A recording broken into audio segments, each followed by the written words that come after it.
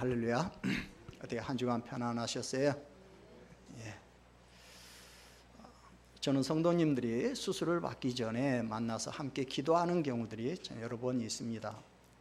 그때 우리 성도님들의 심정이 십자가를 지러 가는 예수님의 심정과 비슷할 것이라고 생각을 합니다.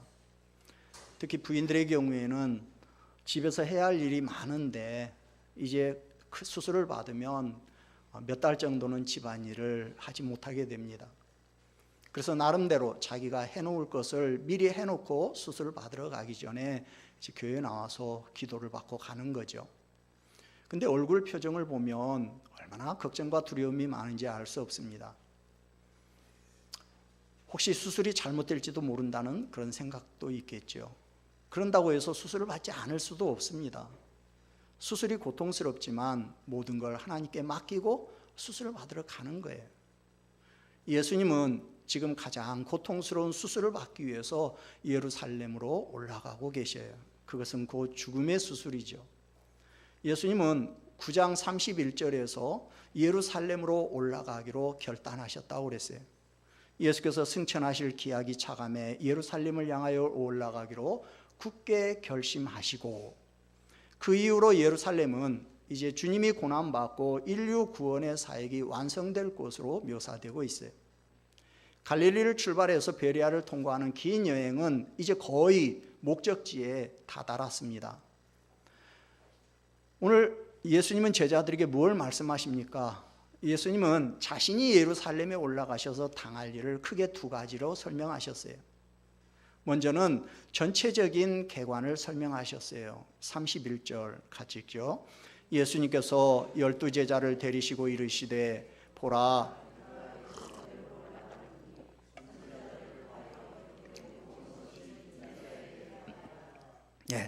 예수님은 이제 자기가 예루살렘에 올라가서 당할 일이 구속사에 있어서 어떤 부분에 해당하는지를 먼저 보여주셨어요. 사람들은 전체적인 흐름을 보지 못하고 자꾸 세부적인 사항만 가지고 따지기 때문에 큰 그림을 놓칠 때가 많습니다. 예수님은 그렇지 않으셨어요.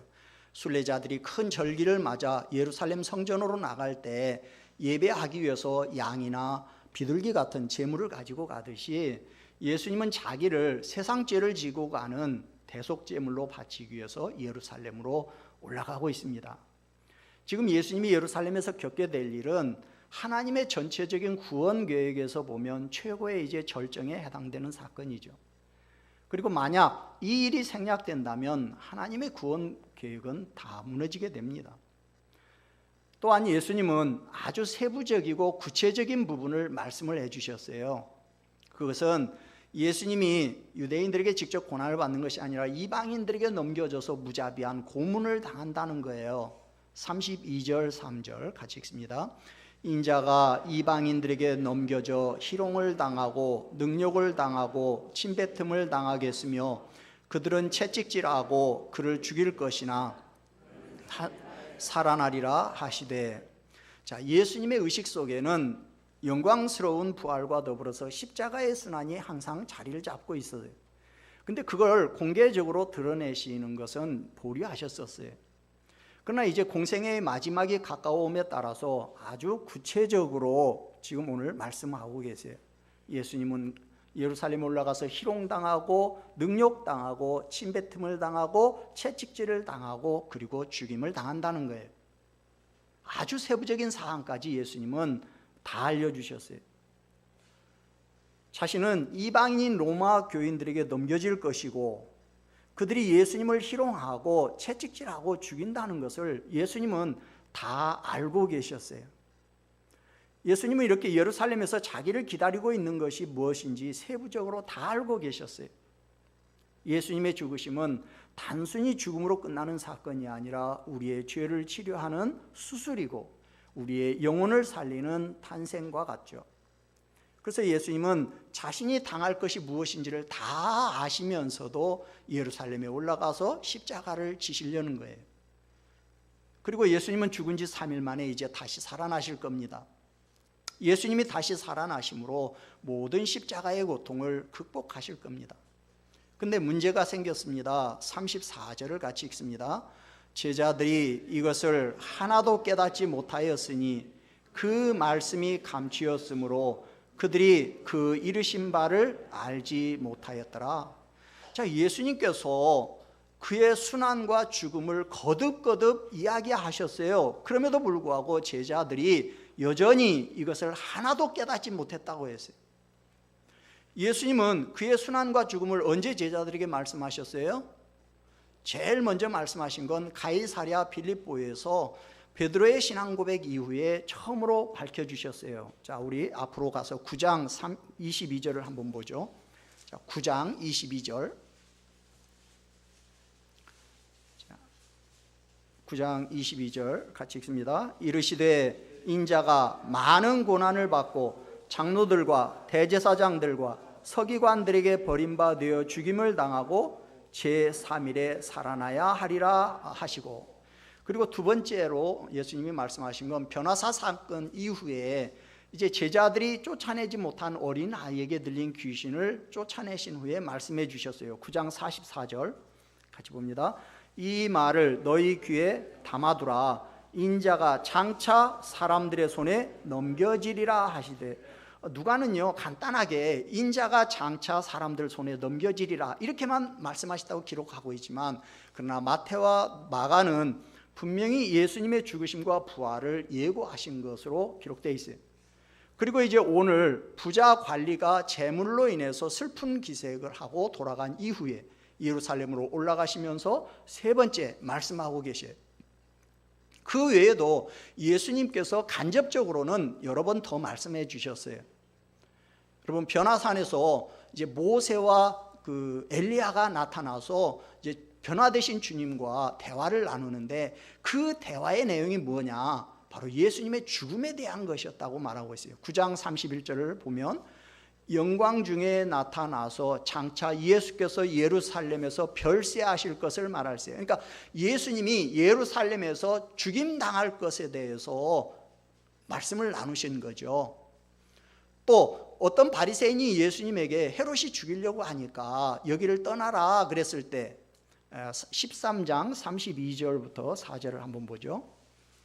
13장 32절부터 34절. 우리 이미 보았는데 오래됐기 때문에 같이 한번 보죠.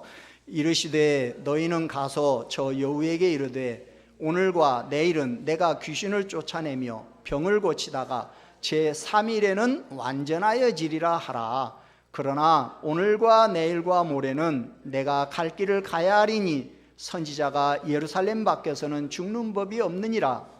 예루살렘아 예루살렘아 선지자들을 죽이고 내게 파송된 자들을 돌로 치는 자요, 암탉이 제 새끼를 날개 아래 모음같이 내가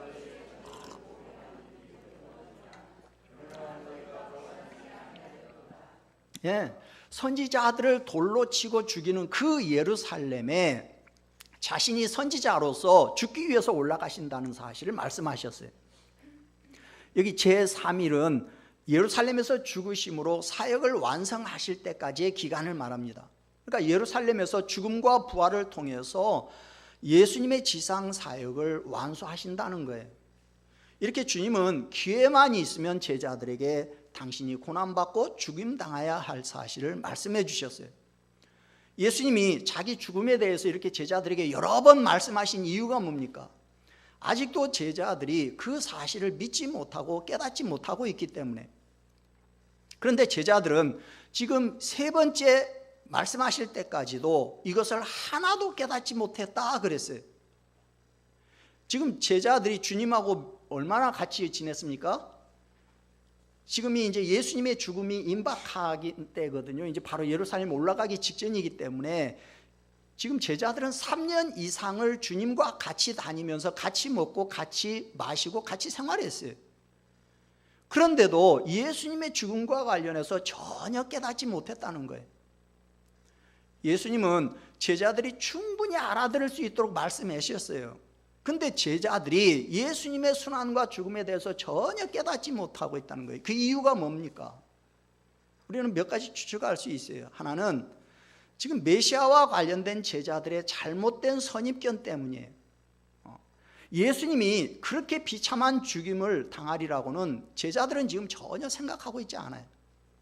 제자들은 예수님이 예루살렘에 올라가서 고난받고 죽으신다는 사실에 대해서 전혀 믿을 수가 없었어요. 이것은 도저히 있을 수 없는 일이라고 생각했어요. 왜? 예수님이 무슨 죄를 지었다고 죽습니까? 또 예수님은 하나님의 아들이신데 어떻게 죽을 수 있습니까?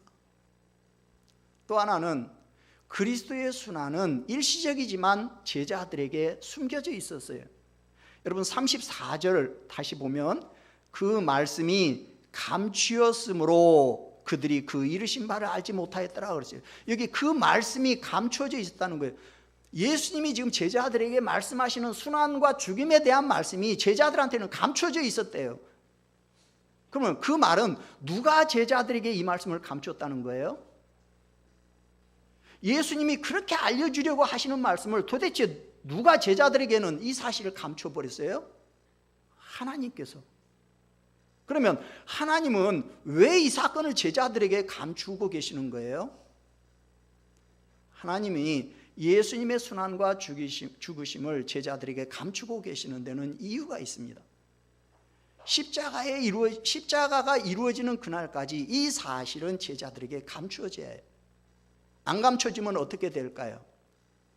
과연 제자들이 주님 곁에 남아 있었을까요? 이 사건을 감추시는 이유는 제자들이 이 사건을 알면, 이 사실을 알면 그 사실을 감당할 수가 없어서 다 도망갈 수도 있기 때문에. 그러면 이제 나중에 제자들이 복음을 전해야 하는데 구원의 핵심인 예수님의 십자가의 죽음과 부활을 제자들은 목격할 수가 없어요.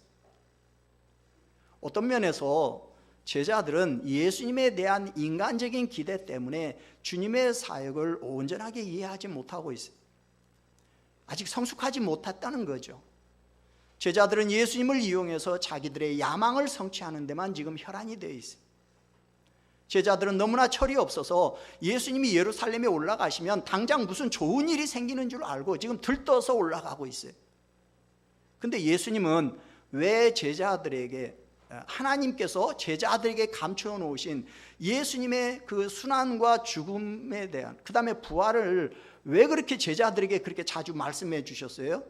하나님이 감추어 놨는데 예수님은 왜 그렇게 말씀하시는 거예요? 예수님은 제자들에게 자신이 예루살렘에서 당할 일을 미리 정확하게 알려주십니다. 그 이유는 예수님이 고난받고 십자가에 못 박혀 죽으셨을 때 제자들이 믿음을 잃지 않도록 하기 위해서요.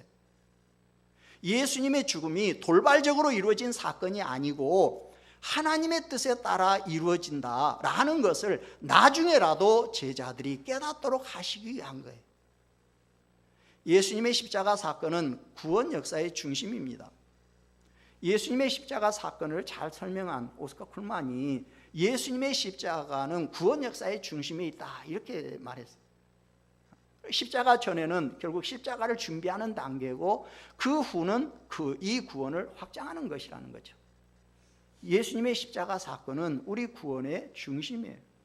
그래서 예수님은 돌아가신 이후에라도 제자들은 이 사실을 알아야 합니다. 그래서 오늘 예수님은 당신의 고난과 죽음에 대해서 뭐라고 말씀하셨느냐? 첫째로 예수님은 예수님의 고난과 죽음이 구약 선지자들의 예언의 성취라고 하셨어요. 예수님은 지금 선지자들을 통해서 기록된 모든 말씀을 이루시기 위해서 예루살렘으로 올라가신다는 거예요. 구약에는 메시아가 고난받고 죽을 것이 많이 예언되어 있습니다. 대표적으로 시편 22편에 보면 나는 물같이 쏟아졌으며 내 모든 뼈는 어그러졌으며 내 마음은 밀랍 같아서 내 속에서 녹았으며 내 힘이 말라 질그릇 조각 같고 내 혀가 입천장에 붙었나이다. 주께서 또 나를 죽음의 진토 속에 두셨나이다. 개들이 나를 에워쌌으며 악한 무리가 나를 둘러 내 수족을 찔렀나이다.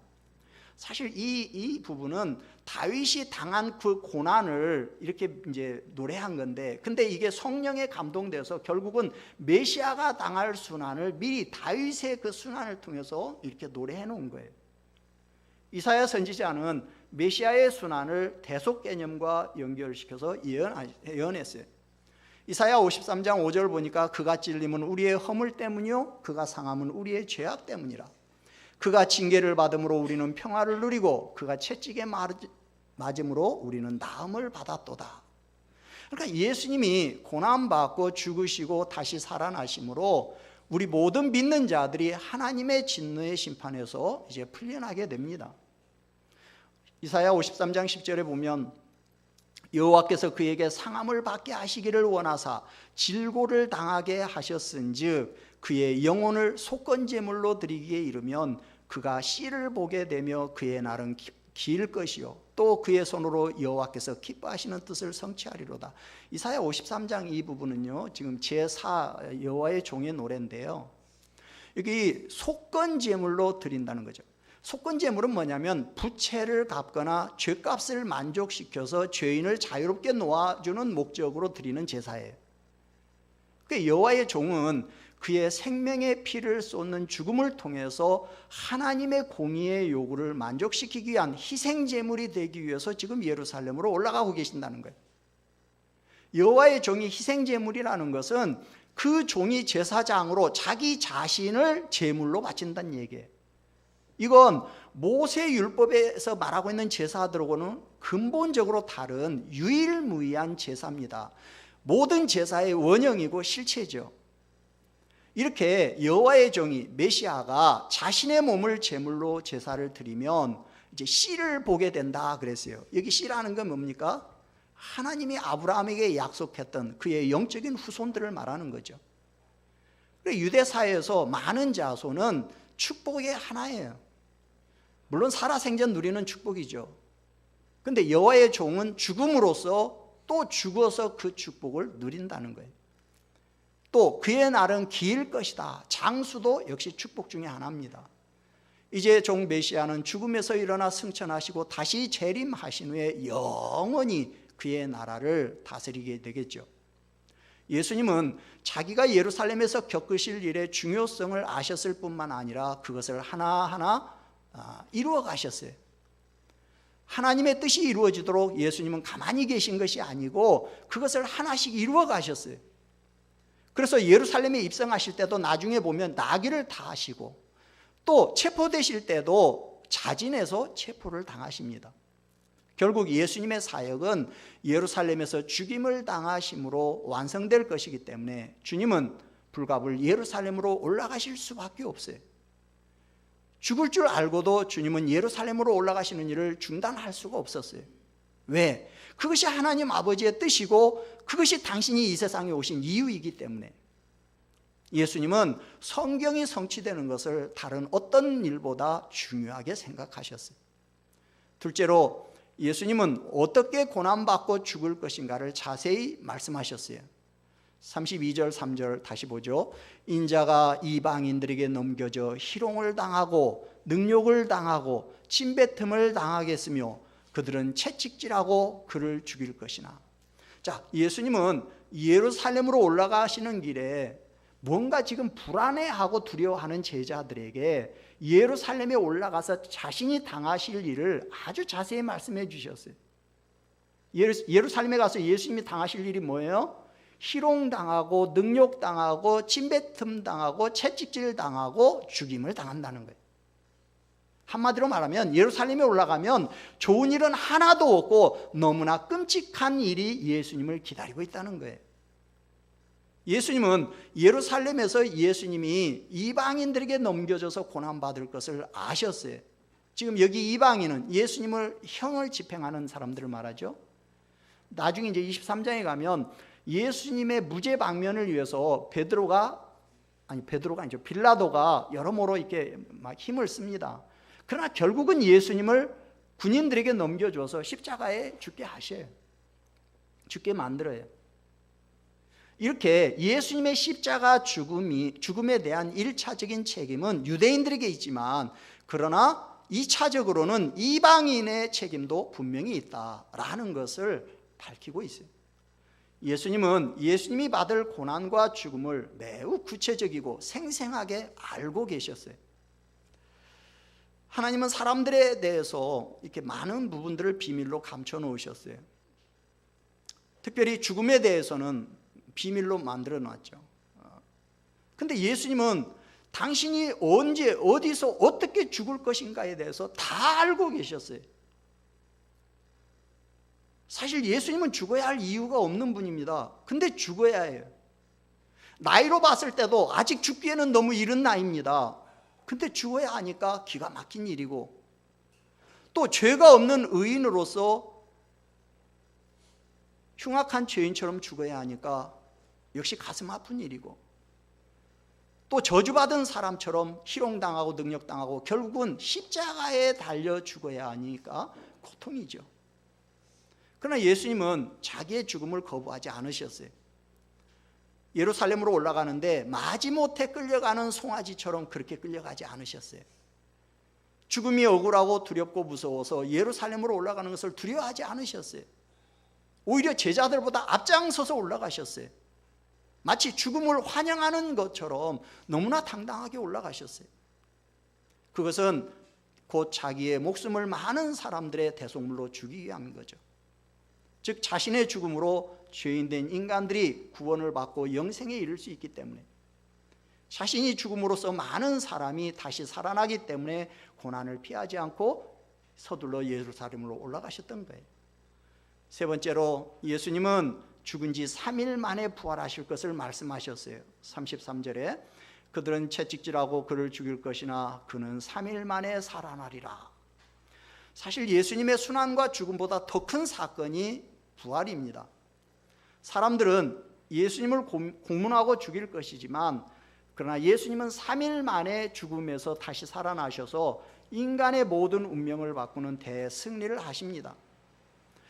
33절에서 말하는 부활 사건은 32절에서 말하는 순환 사건과 함께 기독교 신앙의 골격을 이루고 있어요. 예수님의 고난과 부활은 성경에서 가장 중요한 의미를 가지고 있습니다. 왜냐하면 그것은 박해받는 교회에 평안을 가져다 줄 뿐만 아니라 예수님께서 우리의 삶의 상처를 치유하신다는 확신을 갖게 하기 때문에, 예수님은 죽기까지 사랑하시는 그 사랑으로 죽음을 정복하셨어요. 순환과 더불어 부활이 지금 함께 예고되고 있는 것은 굉장히 중요한 의미를 갖습니다. 부활이 없는 고난은 패배에 불과합니다.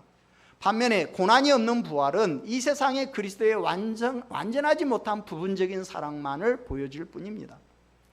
그러니까 그리스도의 부활은 기독교 신앙의 진수요 핵심이라고 할 수 있어요.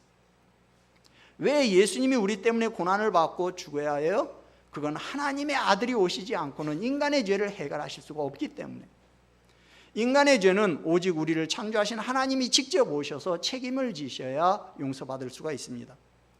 예수님이 인간의 죄 문제를 확증하셨다라는 걸 확증해 주는 사건이 바로 부활이에요. 예수님이 죽으셨다 부활하셨다라는 것은 인간의 죄 문제를 이제 다 해결하고 이제는 승리하셨다라는 선언이에요. 그래서 예수님의 부활은 예수님을 믿는 모든 사람들의 부활의 첫 열매가 되시는 거죠. 여러분, 우리는 어떻습니까? 우리는 살면서 인생의 많은 부분들을 다 알기를 원합니다. 하나님이 하시는 일, 하나님의 계획, 하나님의 뜻을 알고 싶어 합니다. 하나님이 모든 걸 다 알려주신다면 믿음 생활을 더 잘할 수 있다라는 생각을 가지고 자꾸만 하나님의 계획을 알려고 합니다. 그러나 정말로 하나님의 계획을 다 알면 우리가 믿음 생활을 더 잘할 수 있을까요? 때로는 하나님께서 자신의 뜻을 감추실 때가 있어요. 오늘날 썩어질 구습을 좇는 모든 사람들에게도 하나님의 뜻은 여전히 숨겨져 있는 하나님의 비밀이죠. 특히 개인의 운명, 죽음에 대해서는 완전히 감추어 두셨어요. 하나님이 인간에 대해서 절대 비밀로 감추어 두신 것이 바로 죽음에 대해서예요. 사람들은 자기가 언제 어디서 어떻게 죽을지 아무도 모릅니다. 만약 어떤 사람이 자신의 운명에 대해서, 즉 죽음에 대해서 안다면 어떻게 행동할까요? 만약에 자기가 언제 어떻게 죽을지 안다면 그것은 아마 그에게 큰 고통일 겁니다. 내가 3년 후에 죽을 것이다, 아니 1년 후에 죽을 것이다 라는 사실을 알고 있다면 그 사람은 사는 하루하루가 큰 고통일 겁니다. 그러니까 우리는 언젠가는 다 죽습니다. 그러나 죽음의 시기와 방법을 모르고 살아가는 것이 행복이에요. 내일 죽을 사람도 자기는 영원히 살 것이냐 생각하고 오늘을 태평하게 지내는 거죠. 여러분이 내일 죽는다고 생각해 보세요. 오늘 이렇게 지금 태평하게 앉아서 예배 드릴 수 있겠어요? 물론 여러분들은 예배가 최고니까 주일에 예배를 드리겠지만, 그러나 다른 사람들은 아마 야단법석을 떨 겁니다. 근데 왜 그렇게 태평해요? 나는 내일 당장 죽을 것이라고 생각하지 않기 때문에, 다른 말로 말하면 내가 언제 죽을지를 모르니까.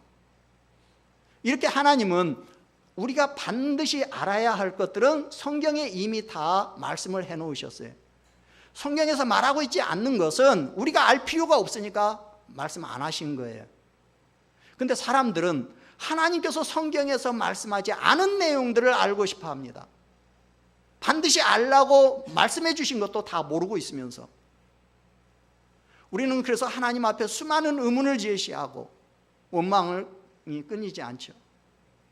하나님, 왜 나는 이렇게밖에 못 삽니까? 하나님이 나한테 무슨 억한 심정이 있다고 이렇게 일찍 나를 데려가시려고 합니까? 어떻게 내가 이런 모습으로 이런 꼴로 죽을 수 있습니까? 하나님이 살아계시다면 내가 이렇게 사고를 당해 죽을 수 있습니까? 왜 내 부모가, 왜 내 자식이 이런 죽음을 당해야 합니까? 그렇죠? 여러분, 하나님이 우리의 운명을 감추시는 것은 바로 우리를 위해서예요. 우리의 행복을 위한 거예요. 우리가 어떻게 살아야 합니까? 우리는 오늘 내게 주어진 일에 최선을 다해야 해요. 오늘 내게 주신 하루에 최선을 다해서 살아야 해요. 그러기 위해서 어떻게 해야 합니까? 첫째로, 내일 무슨 일이 생긴다고 할지라도 믿음을 잃지 마십시오. 때로는 내가 이해할 수 없는 일들이 일어나기도 합니다. 예수님이 예루살렘에 올라가셔서 고난받고 죽으신다는 사실에 대해서 제자들은 전혀 깨닫지 못했어요.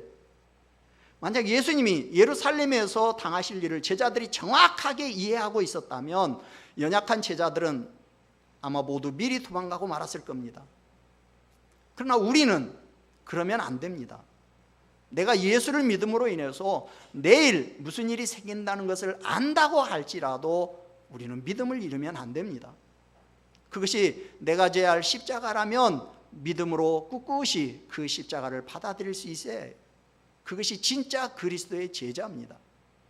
둘째로, 우리는 믿음의 눈을 열어야 해요. 믿음의 눈을 열면 믿음이 없을 때는 보지 못했던 것들이 보입니다. 믿음이 없을 때는 깨닫지 못했던 것들이 깨달아집니다.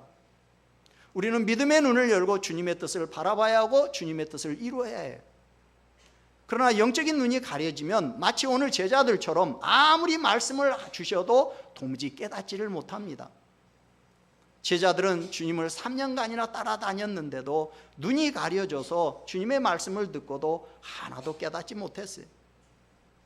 셋째로, 우리는 주님의 뜻을 따라 살고 그분의 영광을 위해서 살아야 합니다. 이 세상에 존재하는 모든 존재는 다 존재하는 목적이 있어요.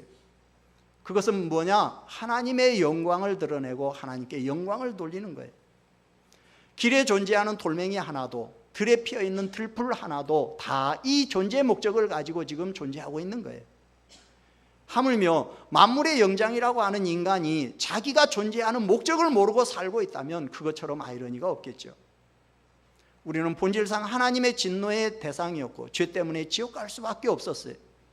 근데 예수님께서 우리를 위해서 자신의 목숨을 대속물로 바치셨기 때문에 우리가 구원을 받고 하나님의 자녀가 되었어요. 그러므로 이제는 내가 사는 것이 아니라 내 안에 예수님이 사신다는 사실을 믿고 그분의 뜻을 따라 살고 그분의 영광을 위해서 사는 자들이 되어야 합니다. 그리고 그분이 자기 생명을 주어서 우리를 섬기신 것처럼 우리도 많은 다른 사람들을 섬기면서 살아야 합니다. 설령 우리가 하나님의 뜻을 다 이해하지 못할지라도 우리는 모든 걸 주님께 맡기고 나아가야 합니다. 모든 걸 주님께 맡기고 나가면 그분이 다 맡아주시고 책임져 주셔요. 여러분, 우리 주님이신 예수님은 목숨으로 섬기는 삶을 사셨어요. 그러므로 우리도 역시 죽음까지도 각오하고 다른 사람을 섬기는 삶을 사시기를 바랍니다. 나의 존재 목적을 위해서라면 예수님처럼 생명을 귀한 것으로 여기지 않고 그것이 비록 죽음의 길이라 할지라도 죽음을 향해 담대히 나아갈 수 있기를 주의 이름으로 축원합니다. 말씀을 이제 마치면서 결단하시기를 바랍니다. 여러분, 오늘부터 모든 걸 다 주님에게 맡기시고 사시기를 바랍니다. 나의 인생을 주님에게 맡기고, 나의 자녀를 주님에게 맡기고, 나의 부모님을 주님에게 맡기고, 내 남편과 아내를 주님에게 맡기고, 내 사업을 주님에게 맡기고, 내 직장을 주님에게 맡기고, 그리고 나의 미래를 주님에게 맡기고 사시기를 주님의 이름으로 축원합니다. 아멘. 우리 찬송 455장 부르고 하나님 앞에 기도합니다.